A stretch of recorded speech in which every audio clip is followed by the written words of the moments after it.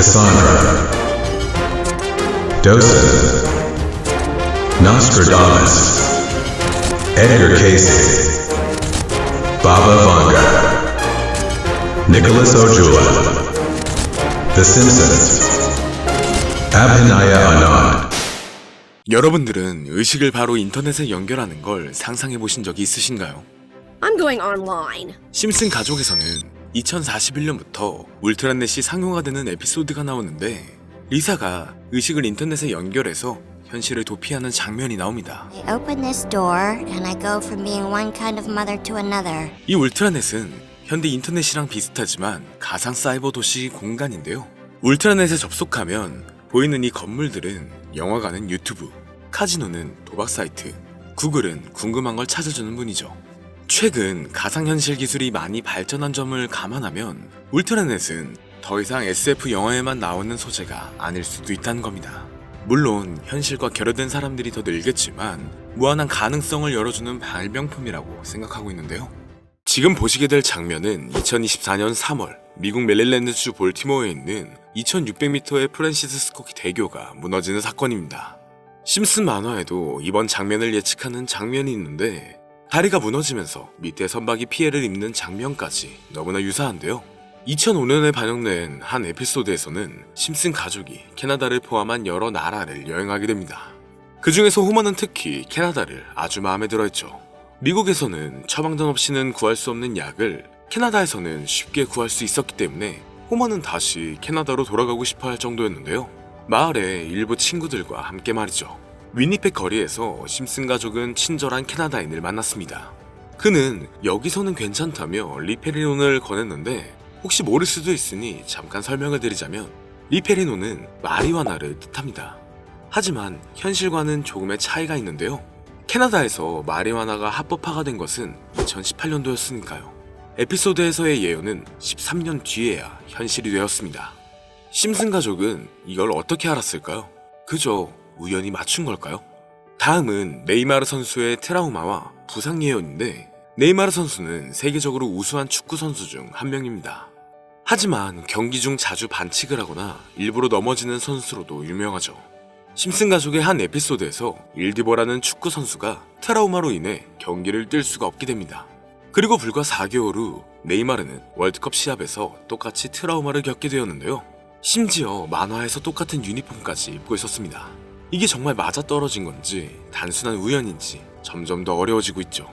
자, 지금 보여드린 이 에피소드는 너무 유명해서 많은 분들도 알고 계실 텐데요. 호머는 미국 대통령 선거에 투표를 하러 갔습니다.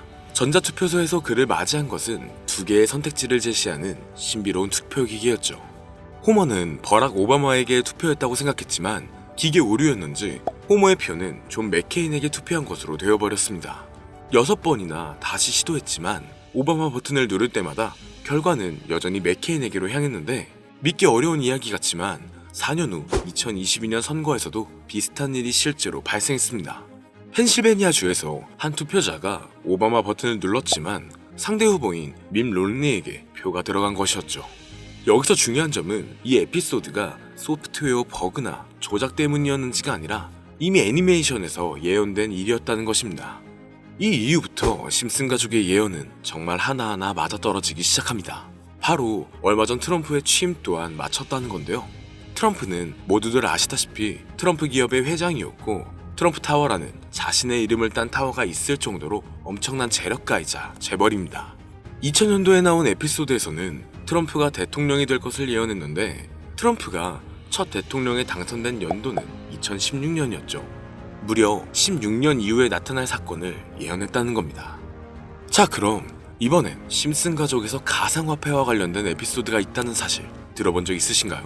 바로 프랭크 코인이라는 에피소드인데요. 이 에피소드가 시바이누 코인의 탄생과 연결이 되어 있다는 소문도 있었습니다. 시바이누 코인을 하시는 분들이라면 누구나 한 번쯤은 들어보셨을 코인입니다.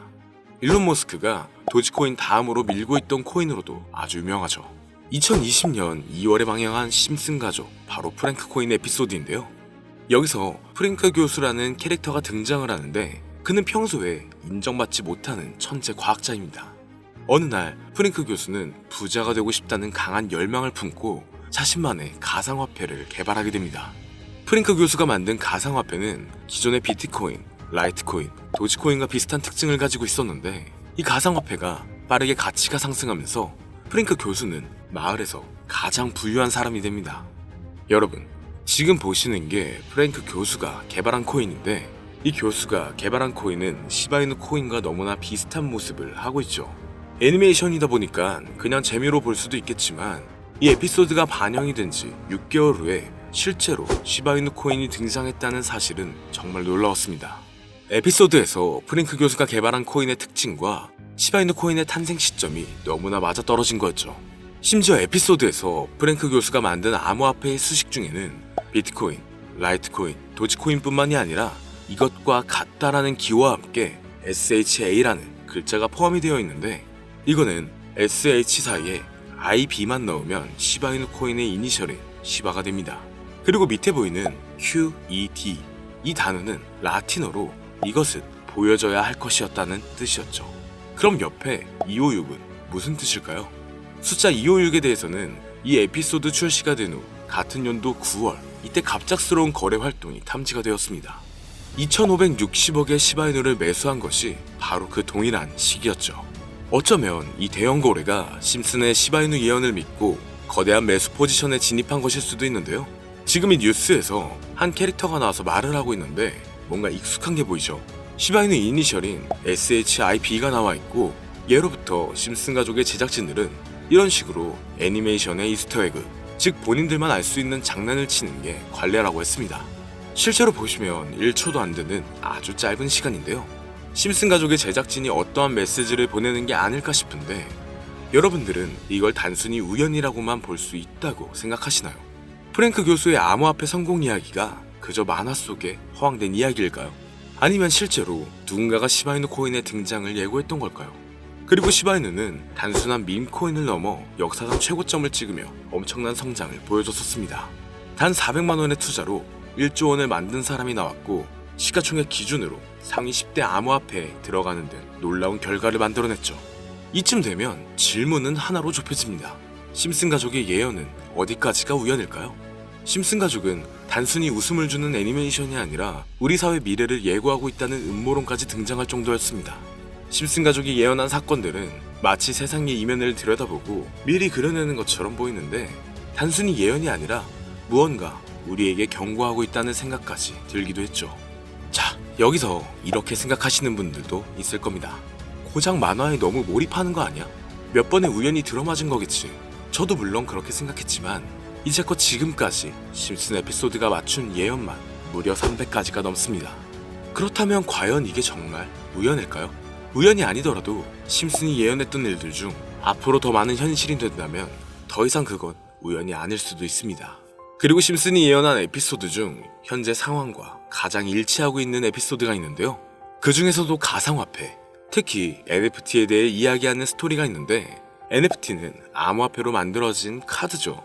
NFT는 몇 년 전까지만 해도 정말 대단히 혁신적인 아이템이었습니다. 분산 원장 기술을 통해 발행한 이 NFT 크립토펑크 9998 모델은 카드 조각 한 장에 6,200억에 팔리기도 했었고요. 2021년 10월까지만 해도 NFT는 전성기를 맞이했지만 현재는 99% 하락한 거저주는 가격에 내놓아도 아무도 사지 않는 현실만 남아있게 되었죠. 그러나 심슨은 이러한 상황을 미리 예견이라도 한 듯이 2020년에 방영된 한 에피소드에서 NFT는 아무 가치가 없고 쓸모가 없다 이렇게 말하는 예언하는 장면이 나옵니다. 그리고 정확히 몇 년이 흐른 지금은 그 예언대로 NFT의 가치가 많이 줄어들어 아무도 사지 않고 거래도 하지 않으며 시세가 94% 이상 폭락하게 되었고요. 게다가 비트코인의 가격은 노골적으로 무한대라고 표기한 장면 또한 찾아볼 수가 있었는데요. 이렇듯 심슨은 암호화폐에 관련되어서 여러 가지 예언을 한 것으로도 유명한데 더 흥미로웠던 것은 리플과 시바이누 코인이 직접적으로 연결된 또 다른 장면이었습니다. 이 장면은 심슨 가족 에피소드 18번째, 시즌 21번째에서 어린이집으로 간 호모 편의 한 장면입니다. 화면에서는 호모가 막내딸 매기를 들고 있고 뒤에 유치원 배경이 보이는데요. 우리는 여기서 뒤에 보이는 몇 개의 그림들을 주목해야 합니다. I love 리플 로고와 상승 중인 차트, 그리고 동양의 음양을 상징하는 태극 문양이 등장하는데 자세히 안 보면 순식간에 지나갈 그림들이지만 천천히 보면 로고가 리플의 로고와 매우 흡사한 모습을 찾아볼 수 있습니다. 차트 또한 어린이집에서 TV 속에 이 차트를 보여줄 일이 없고 태극 문양은 미국 애니메이션에서 보기 드문 요소죠. 그래서 사람들은 이 그림을 보고 리플이 아시아 시장에서의 영향력을 표시하려는 요소가 아니냐는 이런 해석도 나오고 있는 상황인데, 실제로 리플의 아시아 시장 점유율은 다른 대륙들을 통틀어도 매우 높은 상황이라 이러한 이야기가 과장 섞인 이야기는 아니라는 겁니다. 심슨 제작진은 여태까지 특정 암호화폐에 대한 예언을 계속해왔습니다. 그 중에서도 리플과 시바이누 그리고 코인에 대해서는 지속적인 관심을 보여왔는데요. 이것은 심슨 제작진이 개인 트위터에 올린 그림입니다. 대놓고 리플과 SEC와의 법정 공방을 묘사한 장면이죠. 왼쪽은 SEC 측 사람들이고 오른쪽은 리플 측 사람들입니다.